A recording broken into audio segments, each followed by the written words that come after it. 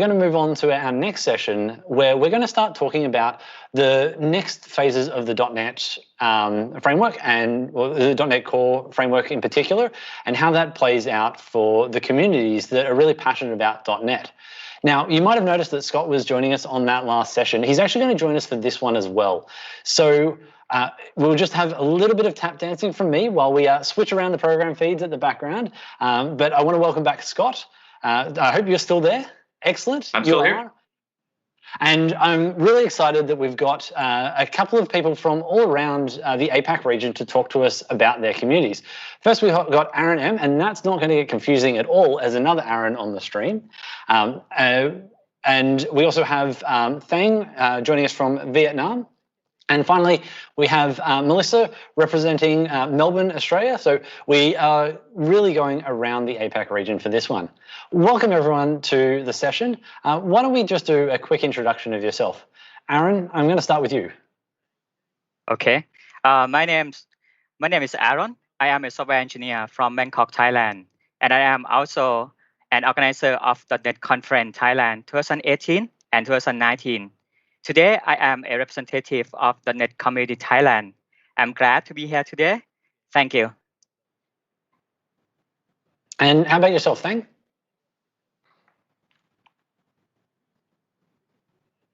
Whoops, it looks like we might be having someone that's still on mute. Are you still on mute, Thang, or are we having some background audio issues? The joys of doing a live stream. I had this exact same problem yesterday. I accidentally left myself on mute for a session talking to one of my colleagues, and I got a lot of people on Twitter telling me that that's exactly what we expect from an online event. There we go. It looks like we've got you back. Okay, I'm Thang, and actually I'm a senior solution architect in Nasdaq company, the big company in UK, and we have several offices around the world, and one of it in Vietnam. And I'm working in company to consult and joining to the team to building microservices architect, apply the cloud native pattern for our customers. And I am a Microsoft Azure MVP in 2020 as well. And when I have a free time, I spend whole day, whole night on the GitHub to maintain and do the pull request on some of the GitHub repository. And I also organize the microservices group on the Facebook for our Vietnamese community. And that's it for me. And really glad to see all of you today. Excellent. And Melissa, we actually used to work together at my last job in a consultancy. So what are you doing at the moment down in Melbourne, other than being isolated? Yeah, so I'm a senior developer for Telstra Purple, which used to be called Redify when Aaron worked there. But I also help to organize some of the community groups over here in Australia. So I used to live in Perth and organize the DDD Perth there, and now help organize the DDD Melbourne over here, and a few other meetup groups.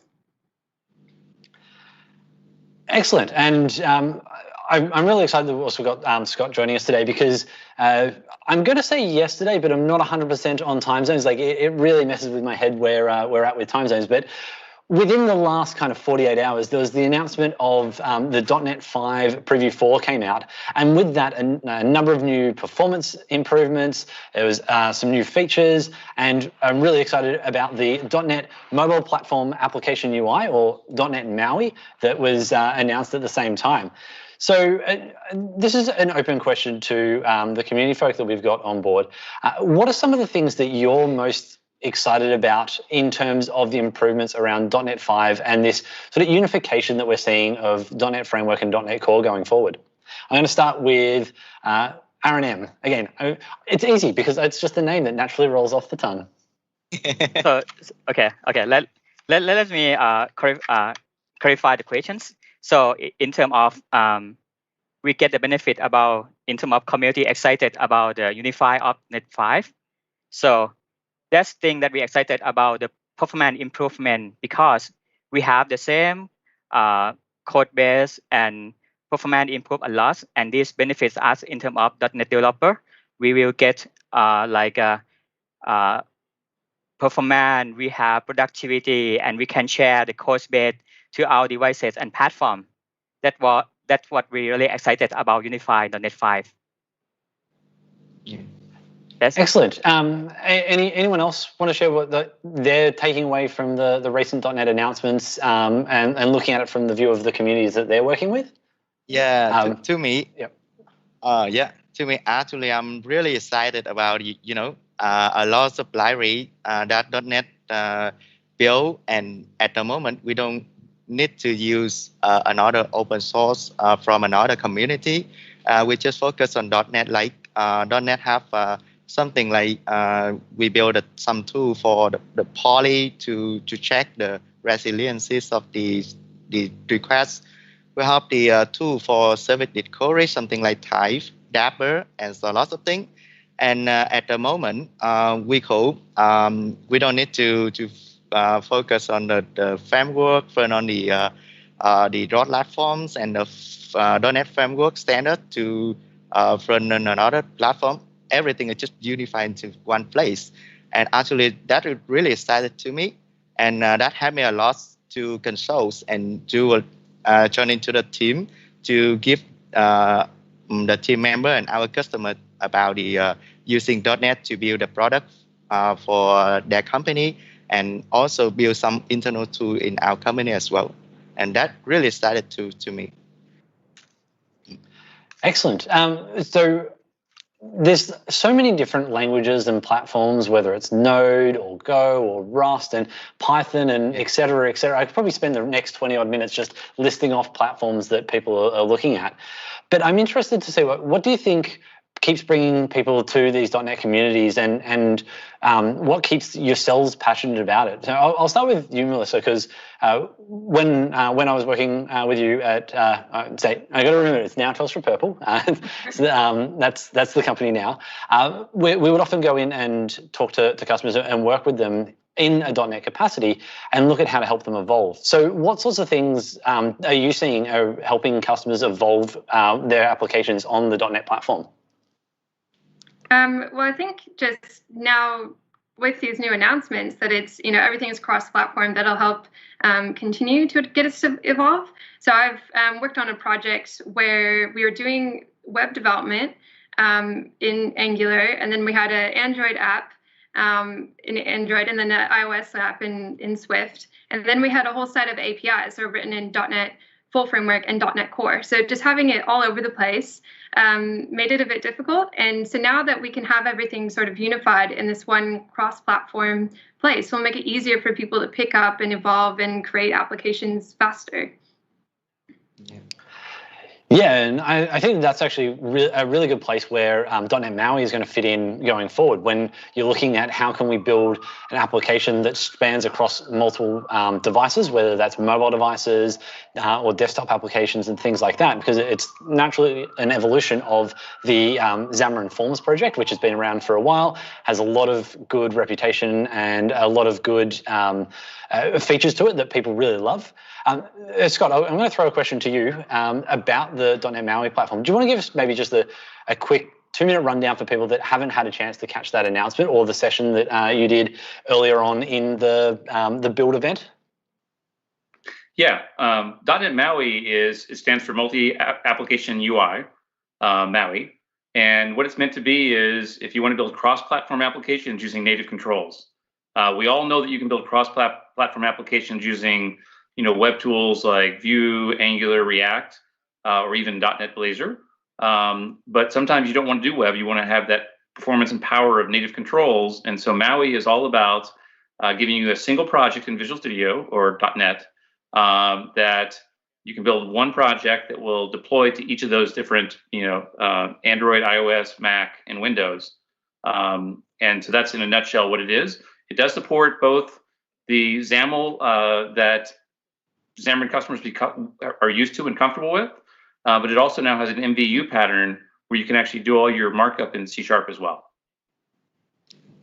And I really like that approach where it's borrowing on the things that people love about the way that we can do mobile development. As you mentioned, it brings in the MVU or the model view update pattern to it. So if people want to build their applications in that manner, then they've got that feature available. They don't need to go out and reinvent a wheel themselves or anything like that. I'm going to just massively pivot gears and throw a question over to Thang, because you mentioned something that you've been working with a bit recently, which is the Thay project, or Thay. Thay. Yeah. How do I pronounce that correctly? So I'm not overly familiar with it. I've seen a few of the .NET people talking about it from Microsoft, but what is that project, and what are you looking to use it for as an end user? At the moment, we are building the big product that using the microservices pattern for our customer. And in that project, we have found something really hard, because when you spin up all the application up, and that really hard and complex process. And in last month, when I see the announcement from Microsoft about Thay project, and that looked like great, because at that time when we write a YAML file and we can configuration on the project on that, and database connection string and everything into one files, the YAML files, and then you just type one CLI like type run, and everything just boot up, and now you can ready to develop the application. And that actually make me think that if the Thay build and release to the version 1.0, and maybe that will on the .NET project we will apply that using the Thay tool, which is that have development a lot. And another cool thing about Thay is you don't need to think about Docker file anymore, and the Helm charts and configuration in the cloud platform, because now with Thay, it will utilize some of the thing on your machine. If you buy to current Kubernetes cluster, and you already log into the Docker registry, and everything is just when you type the CLI, the command on the terminal, like Thay deploy, and everything is just with one command you can deploy the application to the cloud, just like the Kubernetes cluster, or you can deploy it into the AKS cluster as well. And that's really cool, and have a lot on the development and deployment the application to the cloud. Yeah. Cool. So Aaron, it sounds really interesting. Oh yeah, sorry, Scott. Yeah, I was going to tell you what the name means. The name stands for, let's say you have a bunch of projects, you want to tie them all together. Yeah. That's what Yeah, Thay is about. If you have a bunch of containers or applications, a front end, a back end, a Redis cache, Thay lets you tie all those together into a single instance. Yeah. I should have kept my bow tie on that I was wearing at the start of our programming today, because then it would have just all made sense, wouldn't it? Oh well, it was a little bit uncomfortable because I'm not wearing a collared shirt this afternoon, but I should have just persevered, and it would have tied in everything nicely. Tied everything in. Yeah. Other than just making myself feel like I'm a tremendously funny person on this stream, we should actually get back on topic. This is about .NET. It's not about myself. Another interesting thing that I saw announced as general availability yesterday was the Blazor WebAssembly project. This is something that I've been watching for quite a while. I really like WebAssembly, but as someone who does a lot of JavaScript, it was difficult to work out the best .NET approach. So when Blazor came along, it really fit into that model nicely. But now with it generally available, it opens up a lot more appetite for people to consume it in the community. Where do you think that might fit best in sort of the kinds of projects that you or the people that you know are working on? I'm going to throw that over to Aaron M. Yes, for the Blazor WebAssembly, this is one topic technology that we're really excited about. Our community talk about this topic a lot, and they're really waiting for the release of the Blazor WebAssembly. And I think this project has a very bright future. It is very good option for start with a new project. So, for example, we think it fits for the teams, right? That's very good at .NET C#, and they can bring a lot of benefits of .NET technology, C# language feature, and can use it both server and client. And I think it's a good option to use for the new project. And it fits all like a client-side project. that's what we think is general purpose project. Exactly. And it's a great opportunity I've seen for customers that might have been building internal applications, maybe traditionally desktop applications, but now they want to be able to modernize those and help move away from specific versions of the operating system they're tied to, or maybe they've built a web application that's tied to a specific browser because they're able to interop more with the hardware. This opens that up a bit more. Now, Melissa, I know that you're a web developer at heart. Is something like WebAssembly a tool that you think is useful with inside of your toolbox as a web developer? Yeah, so I mainly work with Angular in terms of the front end framework. But when I first saw Blazor and saw some demos of it at a conference last year, I was actually really excited about it and interested in picking that up. I haven't yet had a chance to, but I think it is a natural transition to go into that Blazor side, especially if you've had that experience with .NET too. So I think it works really well, and it's exciting that it's now announced as with WebAssembly, and there's a lot of opportunities for us to build on that and take it to new places. Yeah, I can't wait to see where people are going with it. There's already a massive community following around it. There's a lot of great extensions that people have built, open sourced, and just made available for anyone to consume for applications that they're building. And I've been really excited to watch the evolution of open source with the .NET framework and the .NET platform. I shouldn't say the .NET framework; it's .NET Core is the open source one. I don't want to give mixed messages to people, but the idea of moving .NET being an open source product back when I started was a very foreign concept. So again, I'll put out just a generalized question to everyone around: how do you find your communities are reacting or adapting to the fact that more and more of what we can do with the .NET framework and I've done it again. It's been a long day. The .NET platform is open source. Is this something that really excites you? Have any of you had an opportunity to actually contribute to any of the different repositories that make up .NET? I know, Thang, you were mentioning before that you like doing a lot of open source, and obviously you've been following some of the projects such as Thai. Yes, I'm create the .NET Core Awesome GitHub and the Lincode.NET on the GitHub, and currently I'm make some of the feedback and the pull request to Thai project, and I'm working with the guy in Microsoft, David Pao. And he also give me some advice to how to run the, a lot of microservices with the using Type and with the Dapper extension. And that's it for the open source at the moment.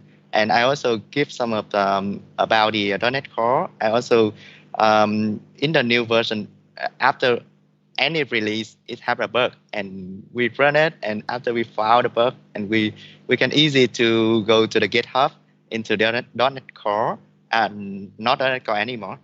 We go to the .NET, and then we put the issue or the pull request if we want, and that really open, because I think now we not think about .NET compared to another language as well, because now .NET we run broad platform, and we can run from any devices, and that's open for everyone to contribute.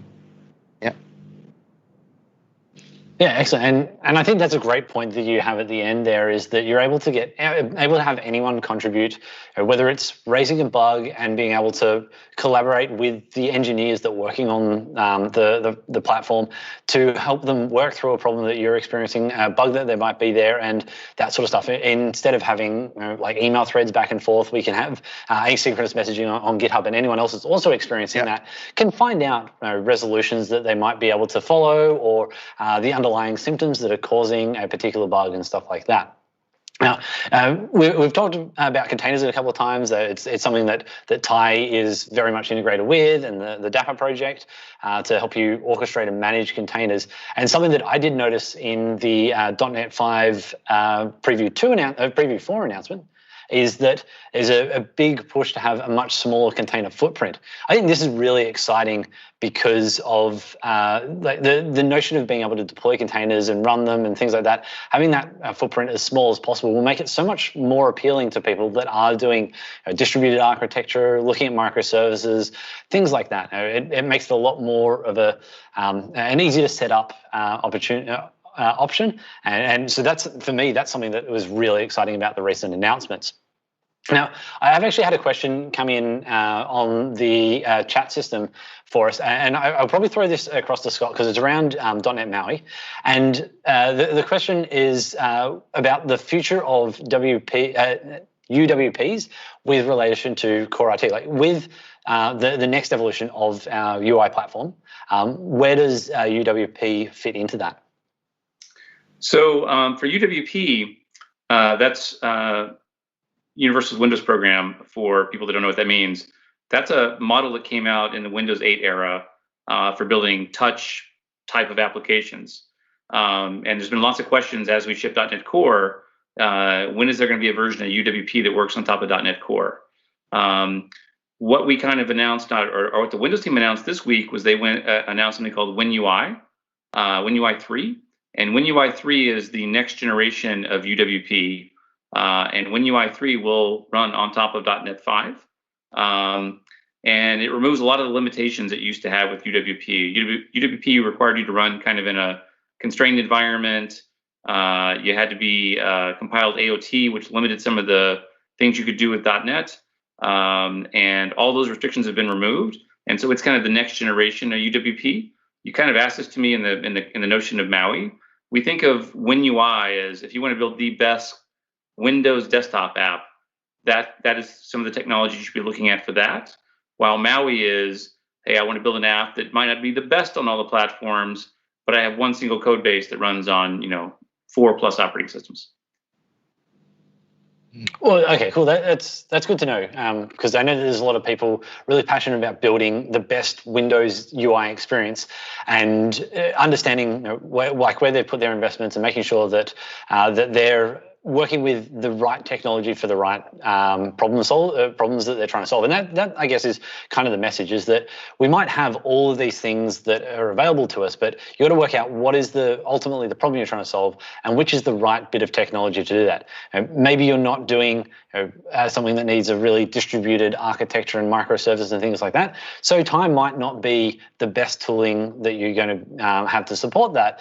Instead, you might need just a normal ASP.NET Core application to do that. And I think that's a really key thing for people to take away from all the announcements that have happened over Build and happened in the months leading up to this, is make sure you understand what the problem is that you're trying to solve, and pick the tools that are going to be right for that. Because not every tool will fit every single problem. And I like making sure that people think about it that way. You don't have to use the new and shiny just because it's new and shiny. So we're nearly out of time, but I want to ask one final question about the communities that the folks, and I think Scott's a little bit sad that we're nearly out of time, because it's coming up to midnight for him, and it's been a long couple of weeks, I'm sure. So he's probably like, do I really get to finally go to bed? Hey, Aaron, I have one more of these 2 hours from now. Oh, so Scott Hanselman and I are doing another one of the Journey to One.NET at 2:15 my time. Oh, well, actually, that's a good pitch for anyone that's watching, on particularly those that are starting to come in from our Europe, Middle East, and UK areas. If you want to learn more about the announcements from .NET, from the people themselves that are making sure it's the thing that you want, check that session out. You'll find it in the schedule builder. I can't do the maths across 3 time zones as to what time it's going to be for yourselves. Yeah, you'll definitely be able to look it up yourself. But anyway, any final thoughts that the three of you have around .NET, the way it's evolving, and the passion that your communities have for it? And you can direct those at Scott, because he's ultimately going to take the feedback on board and make sure that that's the direction they're going. So we'll start with Melissa this time. Well, I just think it's really exciting, all this stuff that is happening with .NET. and having everything be open source and creating it across platform. I was actually part of a user group that was two .NET focused user groups merging together just before all the lockdowns started, and we were just brainstorming like how great .NET is and how flexible it is. And it's more than just .NET. Like most of us do, JavaScript development, other things as well. But .NET is really integrated into what we do. So I think it's really exciting. Cool. And I'll throw over to Thang. Yeah. To me, actually, with the .NET now, everything is open, and now we reached the really big milestone because now we unify everything into one place, so that we can use the .NET for develop the devices, the mobile application, web, and AI and everything. So now we can think to use the .NET to develop the next application. Excellent. And Aaron M, any final thoughts before we wrap up? Sure. Yes, as a representative of the .NET Community Thailand, we are so excited about the Unify of .NET 5 and new feature, the Blazor. And yes, we try to get people here up to date with our local .NET conference. We have it every year, and we grow up every year. And we also have .NET Community Thailand, which has almost 4,000 people, and we share knowledge, we get people up to date, and we hope everyone enjoy working with the .NET technology. And we also try to encourage people to contribute more open source project and use .NET technology, take a benefit of this, and also apply it with Azure services. Thanks. Excellent. Well, thank you all for joining onto the stream today. It's been a great pleasure talking to you and hearing about your communities. And for me, I love to be able to show off the communities all around our region, whether you're in Australia, in Vietnam, Thailand, or wherever else you might be in the world. There's so many people doing great things on the .NET platform, and I love hearing about what you're doing. So it was a pleasure to have you all on. And again, thank you, Scott, for not taking a few hours of rest before your next session in the wee hours of your morning. But it's been a pleasure having you on to talk with our guests and to share your insights as well.